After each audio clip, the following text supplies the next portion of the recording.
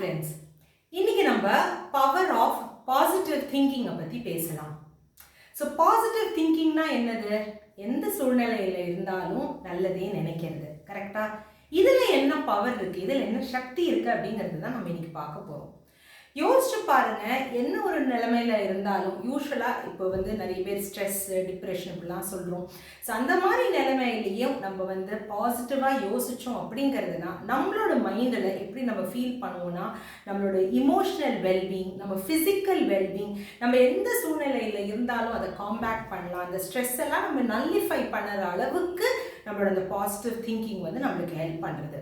இதில் நிறைய ரிசர்ச் பண்ணியிருக்காங்க. ஸோ எப்போதுமே உங்களுக்கு ஏதாவது ஒரு சுச்சுவேஷனில் நம்ம மனசு சோர்வாக போயிட்டு இருக்கும்போது இந்த பவர் ஆஃப் பாசிட்டிவ் திங்கிங், எப்போ பார்த்தாலும் நான் நல்லதே நினைப்பேன், நான் அந்த நினைக்கிறதையே நான் அதை செயலியும் கொண்டு வருவேன் அப்படிங்கிறத பண்ணினோம்னாலே நம்மளோட ஸ்ட்ரெஸ் லெவல்ஸ், நம்மளோட டென்ஷன், நம்மள எல்லாமே நம்ம ரிலாக்ஸ்டாக இருந்து நம்மளோட திங்கிங் லெவலில் நம்ம இன்னும் பெட்டராக ஆக்கலாம். அந்த திங்கிங், பாசிட்டிவ் திங்கிங்கில் கொண்டு போகும்போது நம்ம சொல்யூஷன் ப்ரொவைடராக நம்ம மாறிடுவோம். ஸோ அப்படியே நம்ம நம்மளோட வாழ்க்கையை மாற்றுறதுக்கு, அந்த பாதையே நம்மளுக்கு மாற்றுறதுக்கு நம்மளுக்கு நிறைய சக்தி கிடைக்கும்.